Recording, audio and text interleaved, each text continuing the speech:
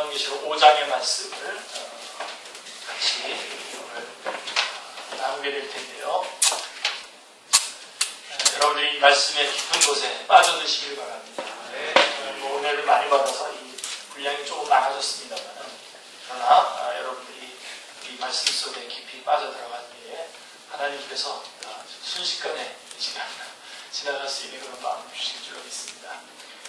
자, 사도 요한은 4장에서 하늘 보좌 위에 앉으신 이 4장 2절에 보면 하늘 보좌 위에 앉으신 이를 보았는데, 5장에서는 보좌에 앉으신 이의 오른손에 봉인된 두루마리가 있는 것을 보게 됩니다.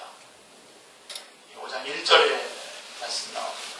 그래서 5장에 들어서면서 이제 몇 가지 질문들이 우리에게 생겨납니다.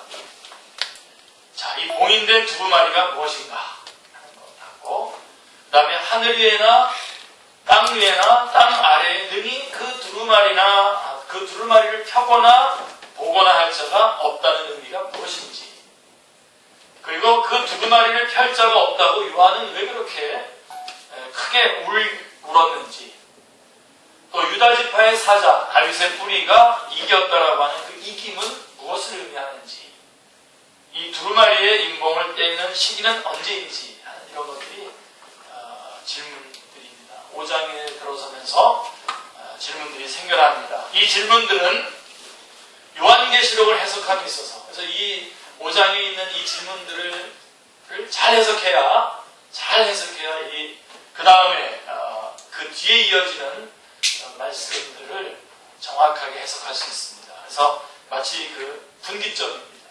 그래서 단추를 낄 때 첫 단추를 잘 끼워야 되는 것처럼 바로 그 부분에 저희가 지금 와 있습니다. 만약에 이 첫 단추, 이 부분, 이 5장에서 이런 질문들을 지금 굉장히 많이 잘못 해석해서 나온 그 책들과 어떤 동영상들이 많습니다. 그래서 그런 것들을 보고서는 흔들리지 않을 수 있어야 됩니다. 오늘 이 말씀 속에서 분명한 해석을 할 수 있어야 됩니다. 자, 그래서 먼저 5장의 전체적인 그 구도를 한번 우리가 파악해봤으면 좋겠습니다. 첫째 부분이 1절부터 5절인데요. 1절부터 5절에 보면 1절에 이런 말씀이 있어요. 보좌에 앉으신 이의 오른손에 두루마리하고 두루마리는 다르죠. 두루마리가 있으니, 원래 이 개혁 성경에서는 이제 책이라고 되어 있었는데 개혁 개정에서는 다 이걸 다시 두루마리로 다 바꿨습니다.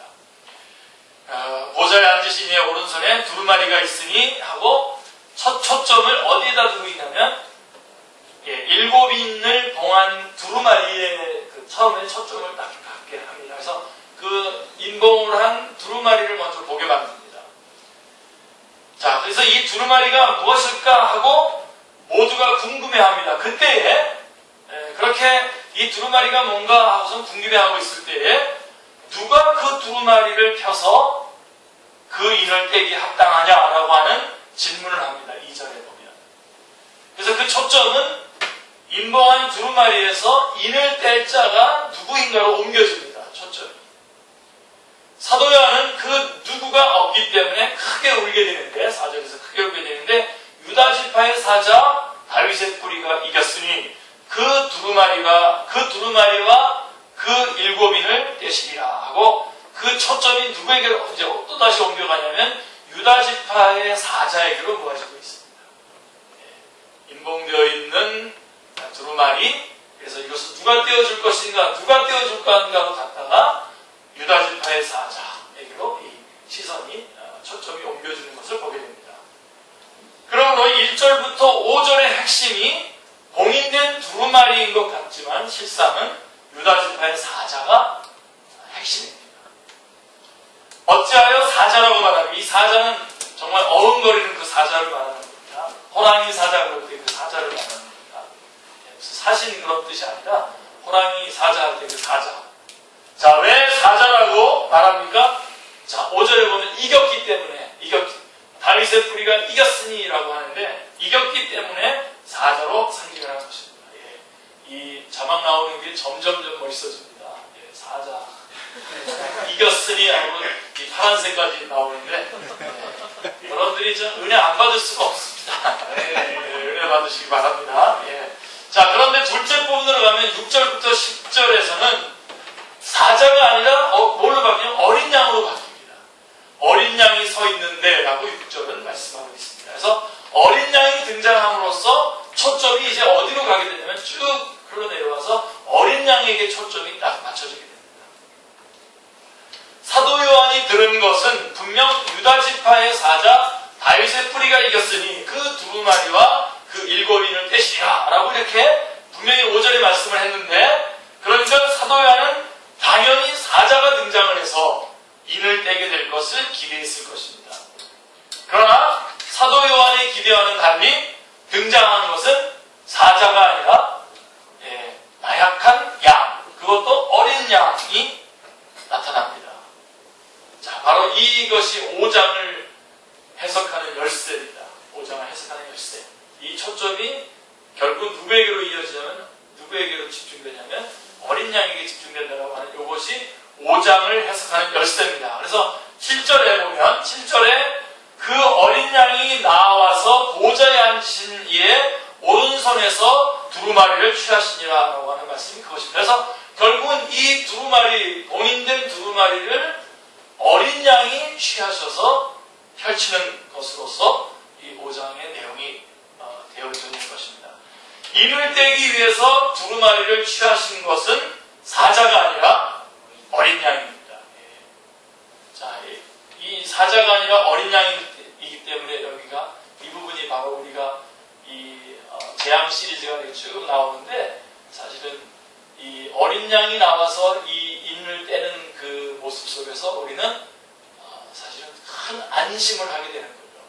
큰 안심을 하게 되고, 이것이 도대체 우리가 지금까지 생각했던 그런 것이 아니구나, 어떤 심판에 관한 그런 어떤 것들이 문서가 아니구나 하는 것을 여러분들이 조금은 지금 어렴풋이 잡을 수 있어야 됩니다. 이 정도에서. 자, 요한계시록에는 어린 양이라고 하는 말이 29번 나옵니다. 44번이나 보좌라고 하는 말이 나오는 것과 함께 이 어린 양은 이 요한계시록의 아주 중요한 주제입니다. 자, 근데 이 어린 양이 처음 여기서 지금 5장에서 처음으로 등장합니다. 어린 양이라는 말이 요한계시록에서 5장에서 처음으로 등장을 합니다. 그런데 왜 등장하셨습니까? 왜 등장했죠? 처음으로 지금 어린 양이 딱 등장했는데 왜 등장했습니까? 그 인을 때려, 그 두루마리 책을 취해서 그 인을 때려고 등장을 한 것입니다. 여기까지 잘 여러분들이 따라오셨습니다. 자, 그러면 구속 역사란, 복음이란 어린 양이 등장해서 인봉한 두루마리를 떼는으로 시작이 된다는 것을 우리가 여기서 붙잡아야 됩니다. 자, 복음 역사란, 구속의 역사란 어린 양이 등장해서 인봉한 두루마리를 떼므로 시작이 되는 것입니다. 이 사실이 얼마나 놀랍고 중요한지 모릅니다. 왜냐하면 이 부분을 해석하는 많은 사람들이 승리한 사자가 인을 떼는 양 말하고 있기 때문입니다.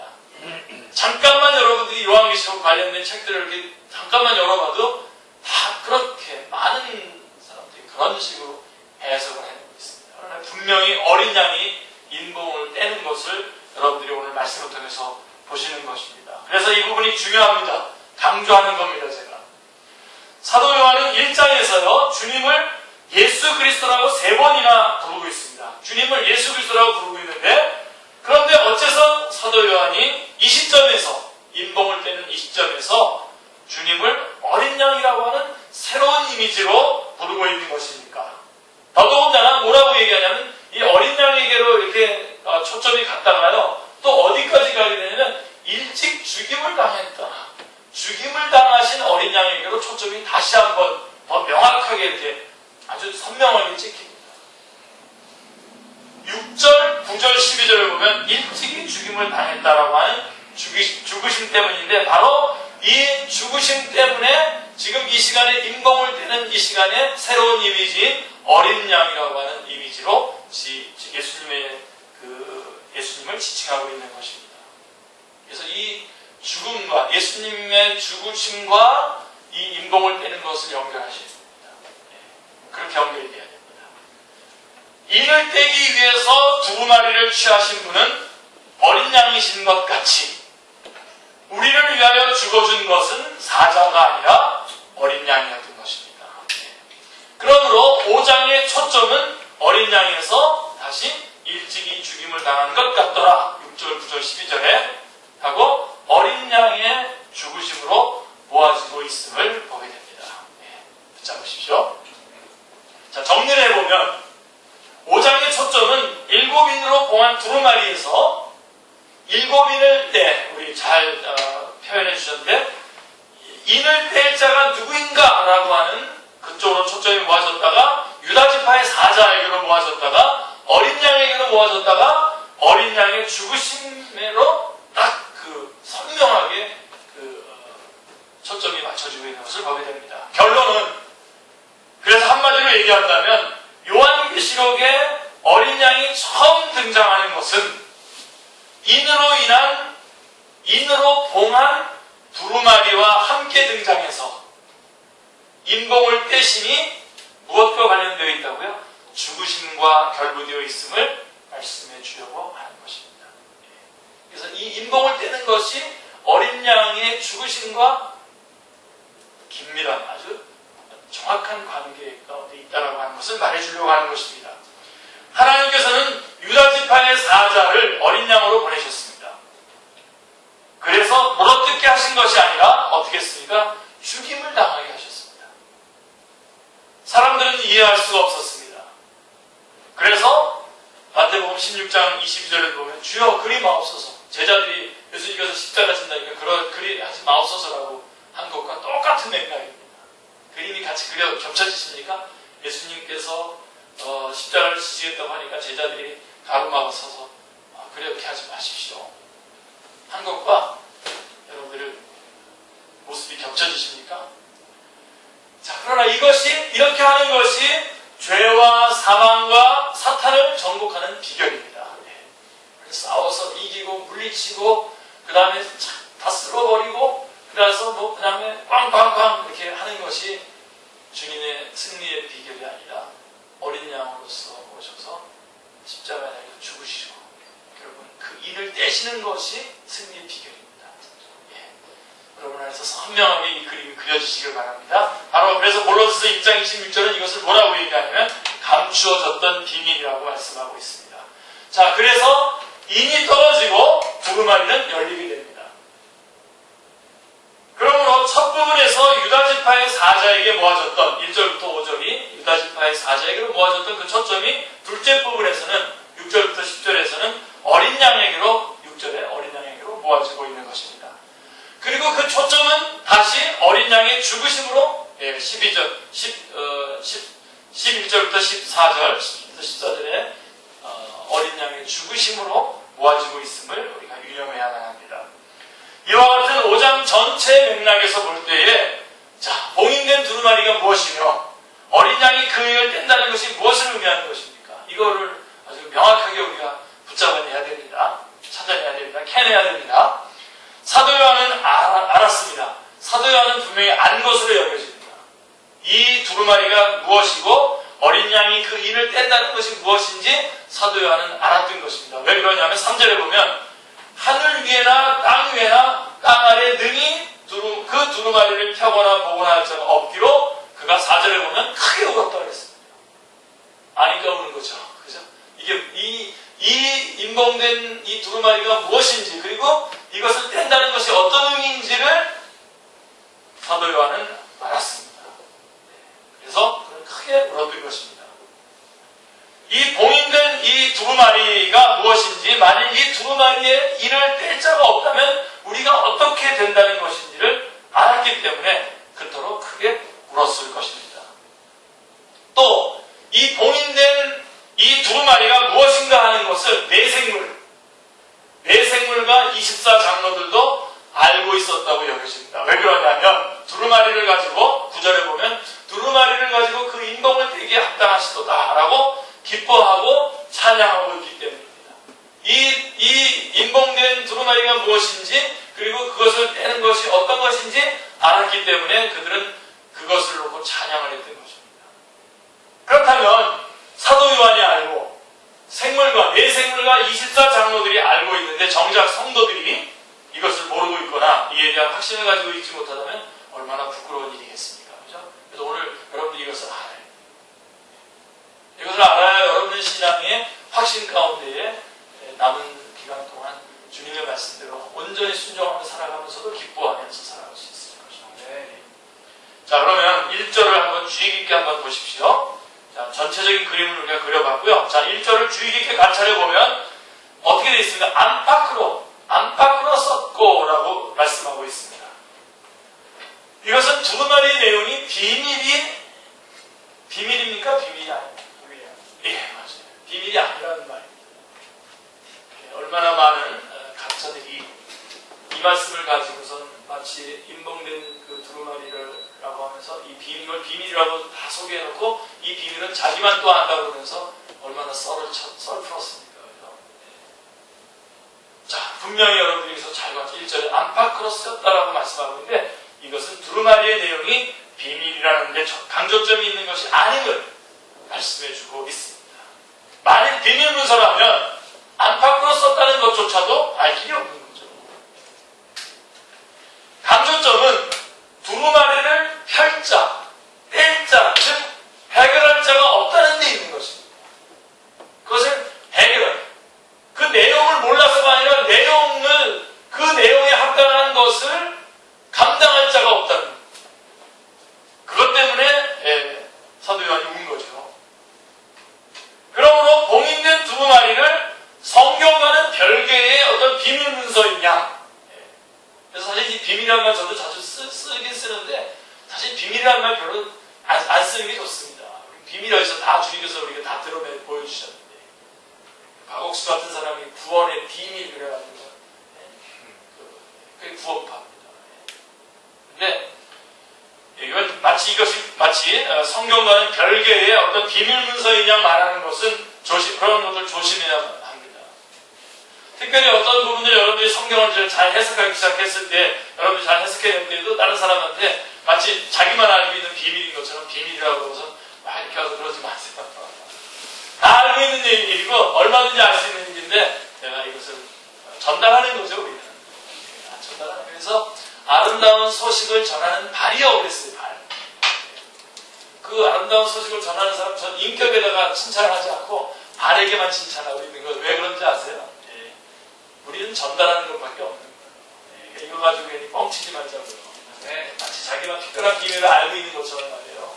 그런 식으로 해서 사람들 겁주고 돈 뜯어내고 그런 거 속아 넘어가지 마시기 바랍니다. 10장 2절에 보면 또 이런 책이 나와요. 또 두루마리가 나오는데 펴놓은 작은 두루마리가 나옵니다. 10장 2절에.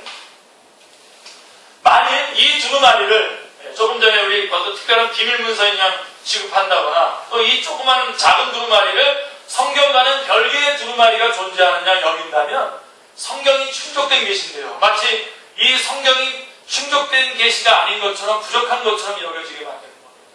이 성경은요, sufficient revelation입니다. 우리에게 구원받고 우리가 주님 앞에 영광 돌리고 승리하기에 아주 충분한 계시입니다. 아멘.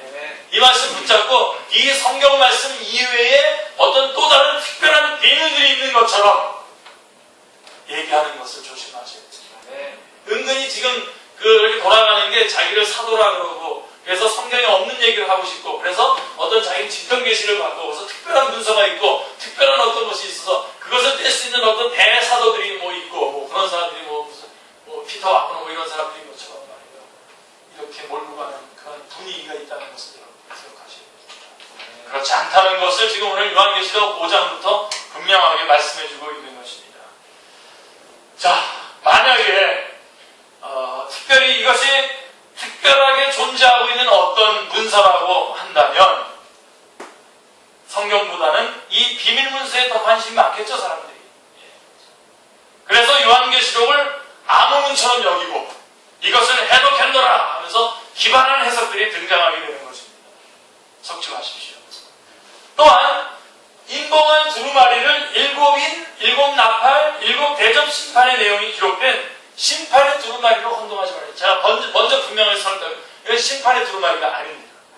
먼저 분명하게 심판의 두루마리라는 그렇게 하나씩 둘씩 뗄 것도 없고요. 그 다음에 사도 요한이 울 이유도 없고요.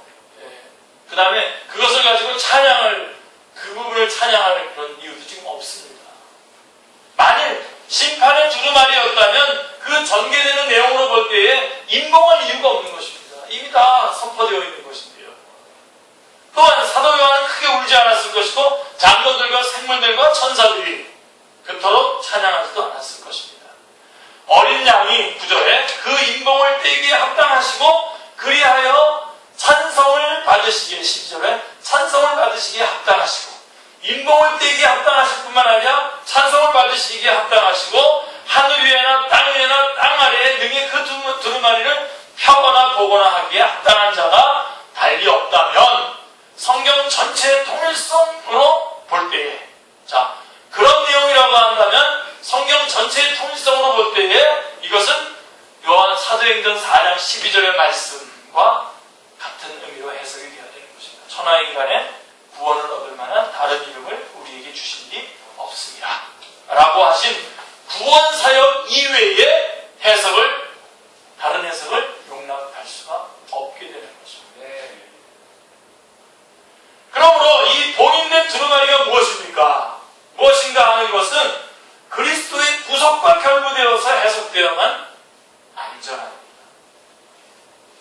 왜냐하면 사도 요한이 크게 울었다는 것은 낭망함을 나타내는 겁니다. 낭망을 나타내는 건데 주님께서 구속사역을 단번에 다 이루어주셨음에도 낙망할 일이 남아있다고 한다면 여러분 주님께서 구속사역을 다 이루었는데 지금 요한이 울면서 낙담을 하고 있다고 한다면 주님의 구속사역이 다 이루어지지 않은 뭔가가 남아있다는 거 아닙니까? 그게 붙잡으셔야 됩니다. 제가 지금 아주 깔끔하게 설명하지는 못한 것 같은데 여러분들이 그 부분 붙잡아야 돼요. 사도 요한이 크게 울었다는 것은 낭망을 나타내는 것이고 주님께서 구속사역을 단번에 다 이루셨잖아요. was for 단번에 다 이루셨음에도 불구하고 이렇게 사도 요한이 울면서 낭망을 할 일이 남아있다고 한다면 결과적으로 주님께서 다 이뤘다라고 하셨던 그 선언이 완전히 이루어진 거라고 볼 수 없는 거가 되는 거 아닙니까? 그러면 구속사역의 성취를 훼손하는 것이 되는 것입니다. 그러므로 6장 1절을 주목해 보십시오. 6장 우리가 다음 주쯤에 한 번 더 다음 주에 아마 우리가 살펴보게 될 텐데 6장 1절에 보시면 내가 봄에 어린 양이 7인 중에 하나를 떼시는데 그때에 하고 두루마리를 취하신 분도 어린 양이시요 이를 떼시는 분도 분명히 어린 양이라고 말씀하고 있습니다. 그렇죠? 분명히 어린 양입니다. 자, 봉인된 두루마리가 무엇인가 하는 것은 찬송 중에 이렇게 뒷부분에 이제 찬송이 나오잖아요. 9절부터 사람들을 피로 사서 하나님께 드리시고라고 하는 말씀이 증언해주고 있는 것입니다. 피로 샀다라고 하는 말씀은 우리가 팔렸기 때문입니다. 팔렸다는 걸 기억하세요. 우리가 팔렸다. 그렇습니다. 이 두루마리는 인간이 죗값을 팔린 매매 증서, 다시 말해서 노비 문서와 같은 것입니다. 우리가 죄 때문에 팔렸던 그 노비 문서, 매매 문서와 같은 것을 상징적으로 묘사하는 것으로 보아야만 합니다. 달리 표현하면 하나님의 구원 계획이라고 말씀드릴 수 있습니다. 이 두루마리가 하나님의 구원 계획인 것입니다. 이렇게 보는 것이 성경 전체의 증언과 부합하는 것입니다. 자, 이에 대한 예표가요, 많이 나옵니다. 에레미야 32장 6절로 11절에도 기업 물을 권리를 얘기하고요. 룻기서 4장은 우리가 지난주 얼마 안 됐죠. 룻기서 기업 물을 자에 대한 내용이 나오고 시편 49편 7절에는 속전이라고 하는 말이 나옵니다. 그리고 레위기 25장 25절에는 기업 물을 자라고 하는 이거에 대한 예표가 무수히 많이 풍부합니다. 여기에 기독교의 중심교리인 대속교리의 원리가 들어있기 때문입니다. 자, 이런 뜻입니다. 하나님께서 기업으로 주신 땅이나 자식을 채무로 인하여 잃게 되었을 때에는 이것을 증서로 만들어서 인봉해 두어야 됩니다. 증서를 만들어서 인봉을 해 두어야 됩니다. 언제까지입니까? 이것을 다시 찾아줄 근친이 나타날 때까지. 근친. 가까운 친척이 나타날 때까지입니다. 자, 왜 근친이 나타나야만 합니까? 자기의 힘으로 이것을 되찾는다는 것은 불가능하기 때문입니다. 그래서 여러분, 우리가 이 요한계시록을 이렇게 공부할 때, 볼 때는 항상 이렇게 앞부분에 성경이 성경 전체가 한 권의 책이잖아요. 그래서 이 요한계시록이 결론 부분이기 때문에 그 앞부분에 나왔던 내용들이 막 여기서 툭툭툭 간단하게 툭툭툭 정리해서 나가고 있거든요. 우리가 지난번에 우리 룻기서를 같이 공부한 거는 오늘 이 요한계시록을 임공을 깨는 이 이야기가 얼마나 얼마나 꼭 필요한 말씀입니까? 그죠? 예. 그래서 이 근친이 나타날 때까지, 그래서 이 근친이 나타나야만 이것을 해결할 수 있기 때문에 그렇습니다. 자, 이 근친을 성경은 뭐라고 얘기하냐면 기업물을자라고 말하고 있습니다. 기업물을자. 기억해 두십시오. 근데 그가 대신 값을 지불하게 되면 봉인해 두었던 문서의 인을 떼게 되고 잃었던 기업을 되찾게 되는 것입니다.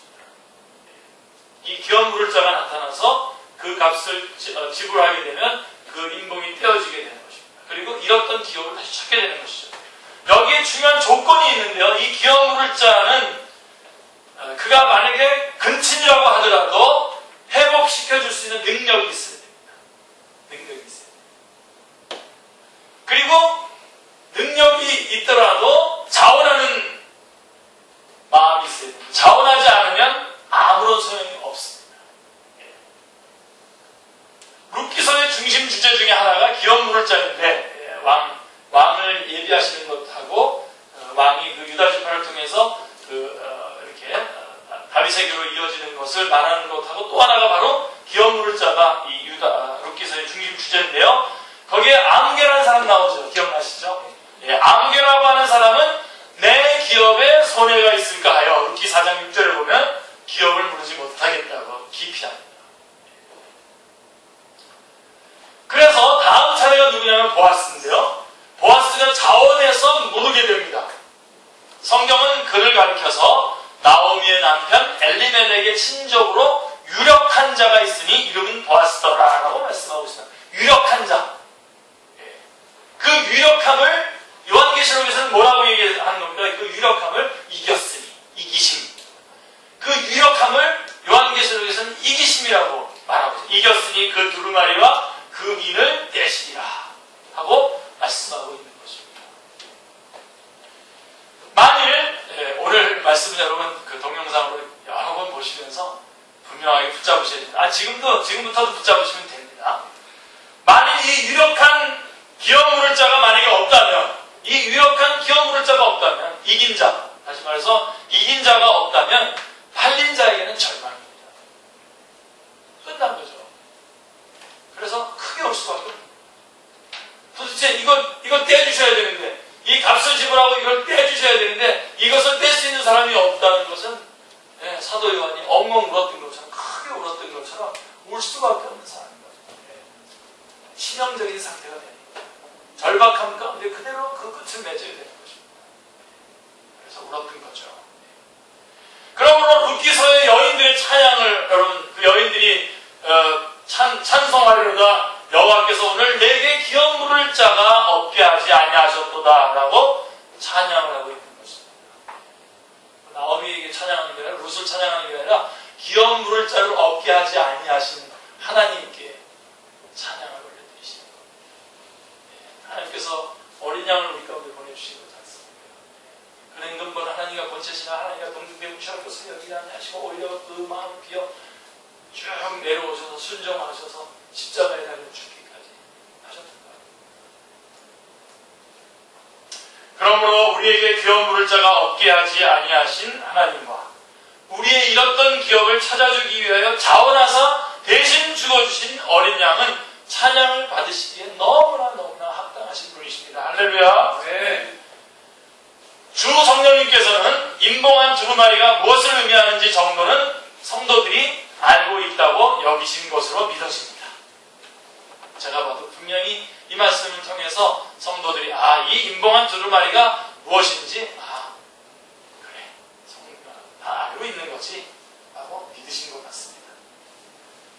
하나님의 형상대로 지음받은 인간은 죗값에 팔려서 그 기업을 상실하고 사탄의 노예로 전락하고 말았습니다.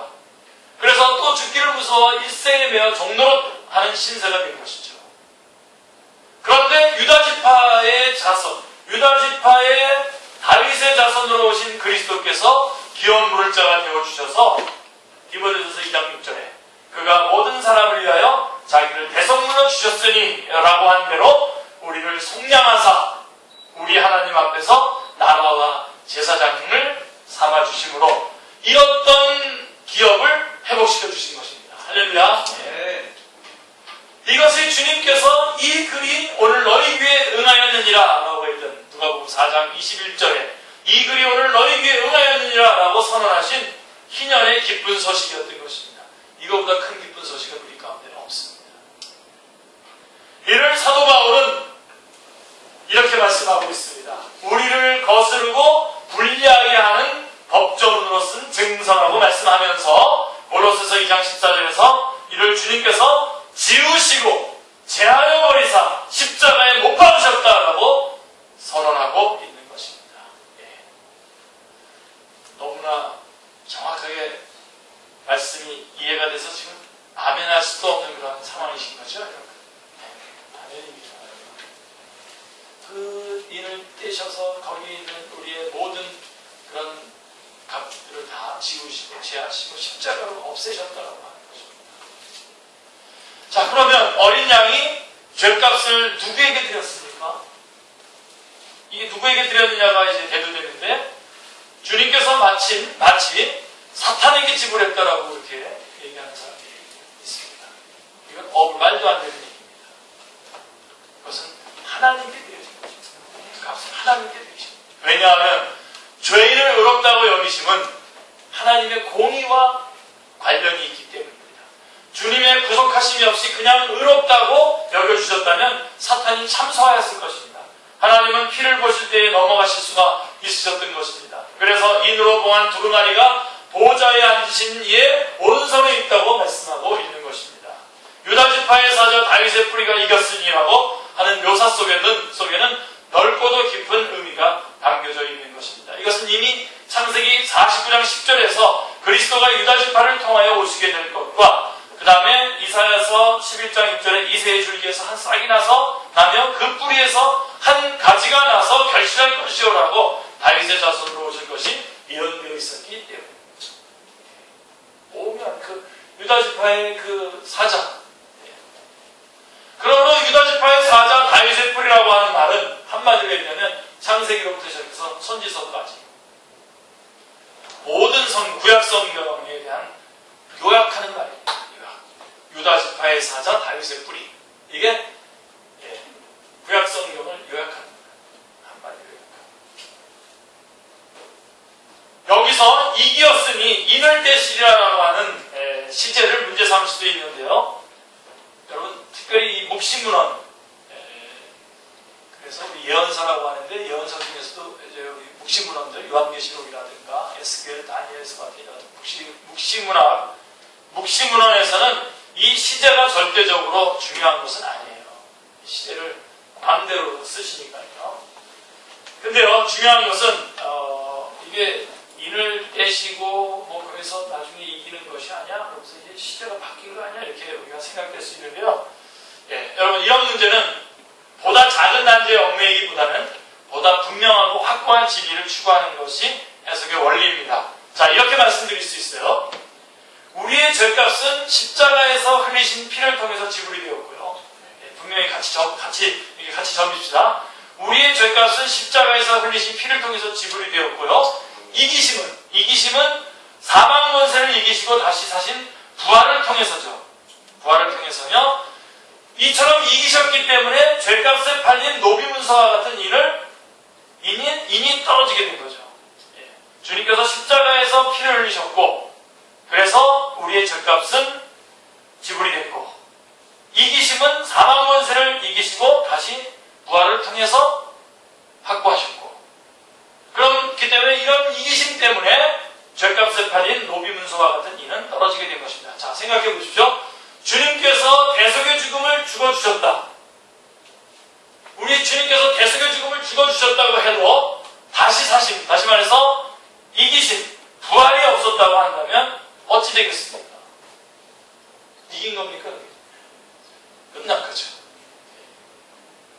성경은 말씀합니다. 고린도전서 15장 17절에서 그리스도께서 다시 살아나시는 일이 없다면 너희의 믿음도 헛되고 너희가 여전히 죄 가운데에 있을 것이오라고 말씀하고 있는 것입니다. 그렇습니다. 주님의 이기심이 없었다면 이를 떼실 수도 없었고 거머쥐지도 않았을 것입니다. 그러니까 순서가 우리는 십자가 다음에 부활이고 부활 다음에 그 다음에 이렇게 되니까 사실은 영적으로 보면 제일 앞에 어디 가냐면 예수 그리스도의 부활부터 시작하는 거예요. 예수 그리스도의 부활의 그 승리가 그 승리를 가지고 인을 떼셔서 그 안에 십자가로 말미암아 영혼들을 구원해내신 겁니다. 됐죠? 시간. 그래서 여러분 우리가 말하는 이 시간 개념은 사실 천년이 하루 같고 하루가 천년 같이 하나님의 입장에서 볼 때는 사실 그건 우리 문제입니다. 자, 여러분 예를 들어서 빚을 갚으러 간 사람이 붙들려서 돌아오지 않고 있다면 빚이 다 해결이 되지 않았다는 증거지 않습니까? 그렇죠? 그러므로 성경은 예수는 우리가 범죄한 것 때문에 내어줌이 되고 유명한 로마서 4장 25절의 결론 아닙니까? 예수는 우리의 범죄함 때문에 내어줌이 되고 죄값을 지불이 되고 또한 우리를 의롭다. 다시 말해서 이 의롭다는 일을 떼시는 거지 않습니까? 의롭다 하시기 위해서 살아나셨느니라라고 말씀하고 있는 것입니다. 할렐루야. 그러므로 어린 양이 이기심으로 일을 떼기에 합당하다고 말할 수 있는 것입니다. 그러니까 시제 문제를 따질 것이 아니라. 할렐루야. 여러분들은 시제 문제에 대해서 관심도 안 가졌는데 제가 시제 문제를 꺼내가지고 마치 문제가 있는 것처럼 얘기해서 문제가 없다고 이렇게 설명을 하게 된 마치 언더우드가 이 땅에 와가지고 이 사람들이 뭐가 힘든 고통이 뭔지도 모르고 이 사람에게 고통이 있다고 그러면서 말해주는 것 같은 거예요. 자, 그럼 이제 조금 이제 빨리 이제 좀 마무리해 보겠습니다. 1절부터 5절에서는요 주님을 유다 지파의 사자 다윗의 뿌리라고 말씀했는데요. 이거는 창세기로부터 시작해서 선지서에까지를 총망라한 것으로서의 묘사라고 제가 아까 말씀드렸습니다. 그죠? 유다 지파의 사자 다윗의 뿌리 이렇게 하면 구약 성경을 한마디로 표현한 거랑 같습니다. 왜냐하면 그리스도는 구약 성경의 중심이시죠. 요한복음 5장 39절. 우리 이것은 너무나 잘 아는 말씀이지만 애워야 되기 때문에 같이 한번 읽어보겠습니다. 너희가 성경에서 영생을 얻는 줄 알고 성경을 영광하느냐 이 성경이 곧 나에 대하여 증언하는 것이다. 분명히 말씀하고 있습니다. 이 성경이 나에 대해서 증언하는 것이라고 분명하게 말씀하고 있기 때문입니다. 그런데 6절부터 10절에서는 이 유다지파의 사자가 어린 양으로 등장을 하죠. 그것도 그냥 어린 양이 아니라 어떻게 나오죠? 죽임당하신 어린 양. 6절, 8절, 12절. 이 표현은 가히 이제 이 말은 또 신약 성경을 한마디로 표현한 겁니다. 죽임당하신 어린 양. 유다지파의 사자 다윗의 뿌리가 죽임당하신 어린 양이다. 이게 성경 전체를 한마디로 요약한 겁니다. 한마디로. 그래서 만약에 여러분들이 한 3분 동안만 5분 설교 우리 보니까 우리 인터콤에 보니까 BTJ 스쿨에서 5분 메시지 하라고 그러는데 5분 메시지 할 때 이거 딱 성경 전체를 딱 한마디로 요약해서 설교할 수 있죠. 유다지파의 사자 다윗의 뿌리가 어린 양으로 이 땅에 오셔서 우리를 위해서 죽으셨습니다. 그래서 우리가 구원받았습니다. 할렐루야. 이 표현은 가히 신약 성경을 한마디로 요약한 것이라고 해도 과언이 아닙니다. 그래서 구약 성경을 통해서 언약하셨던 메시아 그리스도는 유다지파 다윗의 자손으로 오셔서 제3제를 지고 가는 하나님의 어린 양으로 죽으심으로 말미암아 구속사역을 완수하셨기 때문입니다. 그러므로 6절부터 10절의 핵심은 내가 또 보니 보좌와 내 생물과 장로들 사이에 한 어린 양이 서 있는데 일찍이 죽임을 당한 것 같더라 라고 하는 말씀이 있습니다. 6절 말씀이 핵심입니다. 자, 여러분 눈물 나는 말씀입니다. 일찍이 죽임을 당한 것 같더라. 그 어린 양이 크로즈업이 되는데 그 어린 양을 가만히 보니까 일찍이 죽임을 당한 것 같더라는 것입니다. 자, 이 말씀이 무슨 말씀과 연결되어 있는가 보십시오. 7절에 보시면 어린 양이 나와서 보좌에 앉으신 이의 오른손에서 두루마리를 취하시니라와 결부되어 있는 것입니다. 두루마리를 취했다라고 하는 말씀 속에는 이런 뜻이 있습니다. 이 빚, 이 죄값을, 이 빚은 내가 대신 책임지겠다. 왜냐하면 이것이 아버지께서 원하시는 것이기 때문이다. 라고 지금 말씀하는 것과 같은 뜻입니다. 그래서 그 봉인된 두루마리를 어린 양이 취하시는 겁니다. 이것은 내가 갖겠다. 내가 책임져. 아니, 아무도 책임질 수 없는 거고 내가 책임져. 왜요? 이것이 아버지께서 원하시는 것이기 때문입니다. 자, 이것을 복음서에서 한번 이렇게 확인해 보세요. 복음서. 겟세마네에서 우리 주님께서 뭐라고 얘기합니까? 이 자녀에게서 떠나기를 원하지만 그러나 나의 원대로 마옵시고 아버지의 원대로 하옵소서라고 순종하심으로 되어진 일이라고 말할 수가 있는 것입니다. 두루마리를 거절하시지 않았고 취하셨다라고 하는 뜻이 바로 그 뜻인 것입니다. 주님은 이렇게 말씀하신 셈입니다. 요한복음 17장 4절에서 아버지께서 내게 하라고 주신 일을 내가 이루어 아버지를 이 세상에서 영화롭게 하였사오니 라고 고백하고 있는 것과 같습니다. 두루마리를 취하심에 8절에 보면 두루마리를 취하심에 내 생물과 24장로들이 찬양이 울려 퍼집니다. 여러분 우리의 찬양의 제목이 어딘지 여러분 다시 한번 붙잡으시길 바랍니다. 4장에서는 보좌에 앉으신 이 앞에 엎드려 찬양과 경배를 드렸는데 5장에서는 어린 양 앞에 엎드려서 찬양을 하고 있습니다. 보좌에 앉으신 우리 하나님과 또 이 시간에 어린 양 앞에 엎드려서 찬양을 하고 있습니다. 여러분 찬양의 내용이 뭐죠? 찬양의 내용이? 놓치지 마세요. 이런 것들. 어린 양이 8절에 보면 두루마리를 취하심에 무엇을 찬양하고 있는가를 주목해 보십시오. 9절 10절 같이요. 그들이 새 노래를 불러 이르되 두루마리를 가지시고 그 인봉을 떼기에 합당하시도다. 일찍이 죽임을 당하사 각 족속과 방언과 백성과 나라 가운데서 사람들을 피로 사서 하나님께 드리시고 그들로 우리 하나님 앞에서 나라와 제사장을 삼으셨으니 그들이 땅에서 왕으로 다르도다. 아멘. 그래서 이게 바로 찬양의 내용입니다. 그 찬양의 내용을 잘 감찰해 보십시오. 인봉을 떼기에 합당하시도다라고 하는 그렇게 말씀하고는 앞으로 전개될 심판에 관해서는 이런 방법의 말씀도 없습니다. 분명히 말씀드렸어요. 인을 떼기에 합당하시도다라고 이렇게 찬양을 하면서 이렇게 해서 이제 이렇게 심판하셨군요라고 하면서 한마디도 그런 내용이 찬양의 내용이 없습니다. 죽임을 당하심과 그 결과로 우리를 나라와 제사장 삼아주심을 찬양하고 있습니다. 그분이 그 인봉을 떼기에 합당하신 분인데 그래서 죽으심 당한 것과 그래서 우리를 나라와 제사장으로 삼아주신 것 그것을 찬양하고 있는 것입니다. 여러분 요한계시록은 심판의 메시지가 아닙니다. 요한계시록은 구속의 메시지입니다.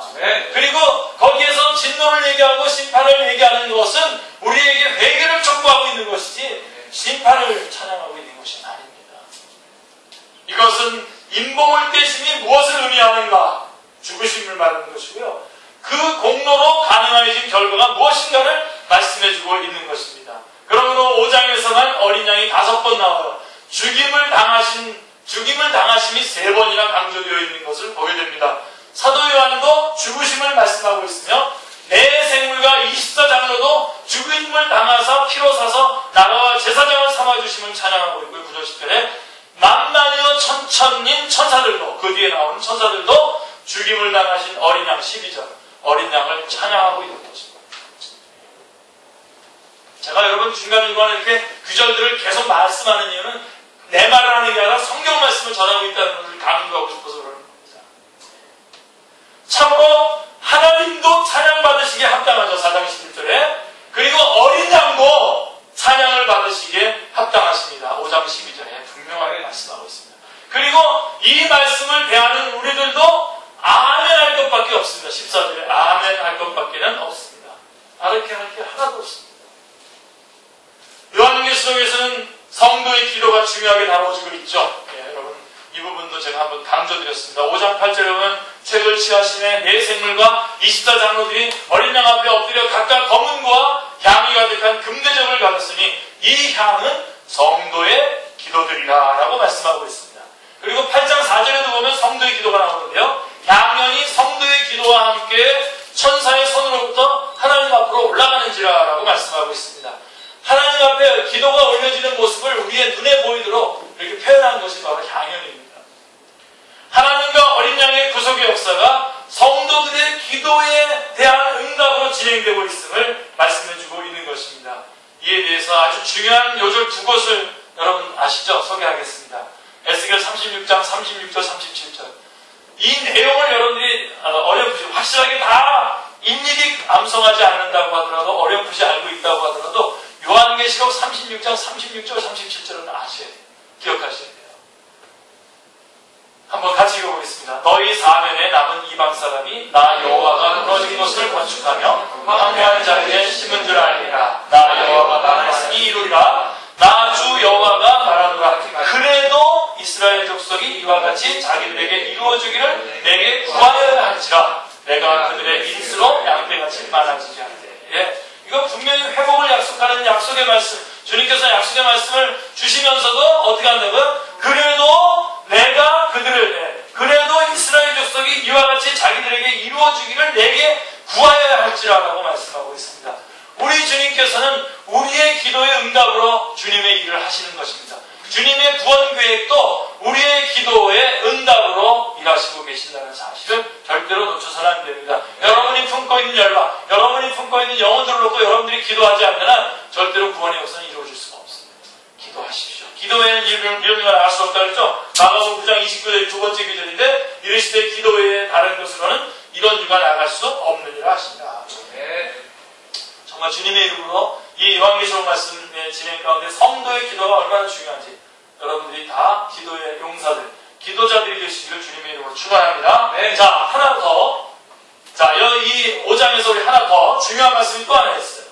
사실 제일 중요한 말씀인데요. 자, 어린 양이 죽으신 최우선적인 목적이 어디에 있는가 하는 것입니다. 자, 어린 양이 죽으신 최우선적인 목적이 어디에 있습니까? 예. 여러분들 다 감 잡으셨죠? 9절에 보세요. 9절. 사람들을 피로 사서 누구에게 드리시고? 하나님께 드리시고. 10절에 뭐라고 되어 있습니까? 그들로 우리 하나님 앞에서 나라와 제사장들을 삼으셨습니다. 그냥 아무 데서나 제사장과 나라를 삼는 게 아니라 하나님 앞에서 나라와 제사장들을 삼았다고 말씀하셨고요. 1장으로 가보시면요. 요한계시록 1장 5절 6절에 보시면 우리를 사랑하사 그의 피로 우리 죄에서 우리를 해방하시고 그의 아버지 하나님을 위하여 우리를 나라와 제사장으로 삼으셨다고 말씀하고 있습니다. 누구를 위하여? 아버지 하나님을 위하여. 예. 자, 하나님께 드리시고 하나님 앞에서 아버지 하나님을 위하여라고 하나님이 강조되어 있습니다. 주님께서 고난을 자취하신 최우선적인 목적이 우리 인간들을 구원하시기 위해서가 아닙니다. 하나님 아버지를, 아버지 하나님을 위해서인 것입니다. 1장 6절에 아버지 하나님을 위하여 우리를 나라와 제사장으로 삼으셨다라고 하는 말씀은 하나님의 나라를 회복하기 위해서라고 하는 뜻입니다. 최우선이 뭐냐? 하나님의 나라의 건설입니다. 하나님의 나라의 회복입니다. 그래서 주님은 너희는 먼저 그의 나라와 그의 의를 구하라고 말씀하셨던 것입니다. 이것은 신앙의 목적이요.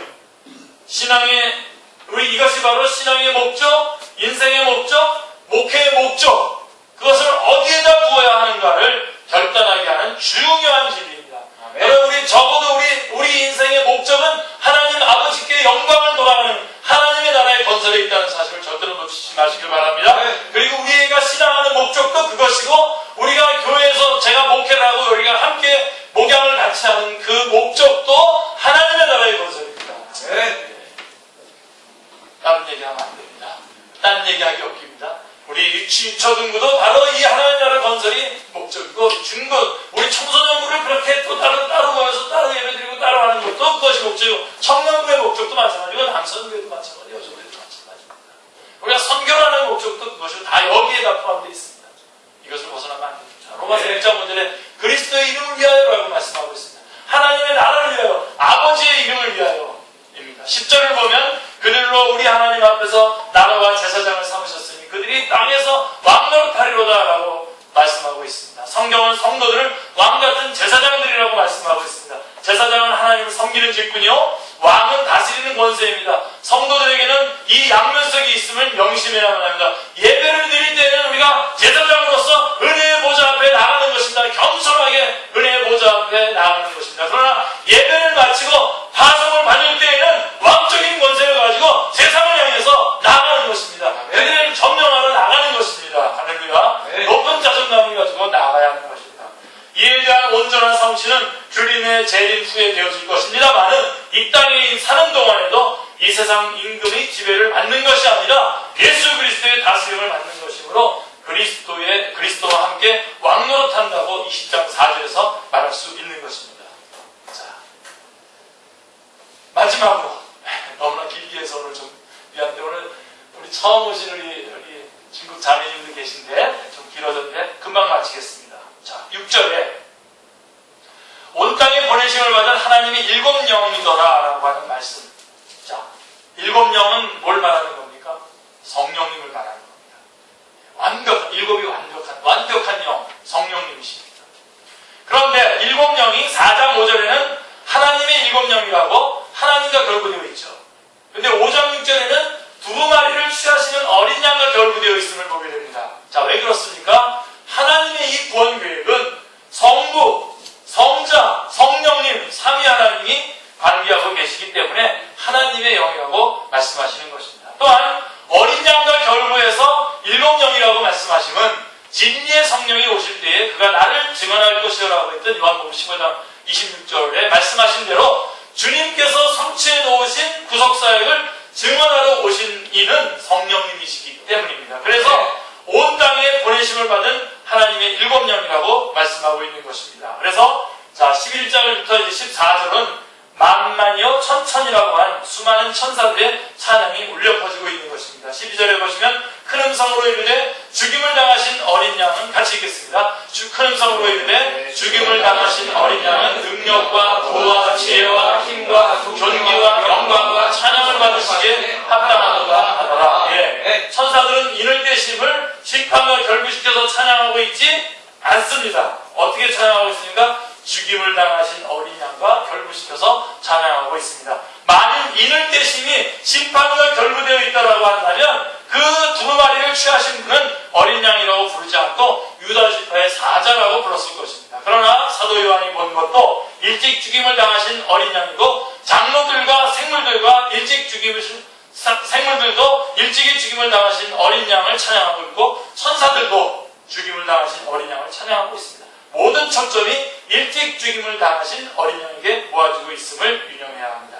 13절 같이 읽겠습니다. 내가 또 들으니 하늘 위에와 땅 위에와 땅 아래와 바다 위에와 또 그 가운데 모든 피조물이 이르되 보호자에 앉으신 이와 어린 양에게 찬송과 존귀와 영광과 권능을 세세토록 돌릴지어다 하니. 예, 찬양을 4장에서는 보좌에 앉으신 이에게 그리고 5장 6절에서는 일찍 죽임을 당하신 어린 양에게 돌렸는데 마지막 결론 부분에 와서는 5장 13절에 이르러서는 모든 피조물이 다 같이 보좌에 앉으신 이와 어린 양에게 찬양을 돌리고 있는 것으로 마치고 있습니다.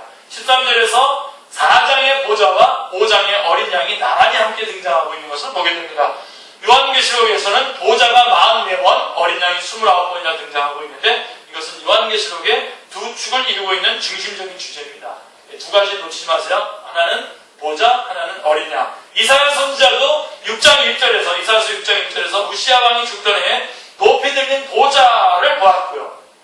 보좌만 본 게 아니라 또 그다음에 이 이사야서는 나중에 가면 53장에서 뭘 보죠? 마치 7절에 보면 마치 도수장으로 끌려가는 어린 양과 털 깎는 자 앞에서 잠잠한 양같이 그 입을 열지 아니하시는 고난당하시는 하나님의 어린 양을 보았는데 이것이 이사야서의 큰 주제, 두 주제인데 이 두 주제가 요한계시록의 큰 두 주제와 같은 것입니다.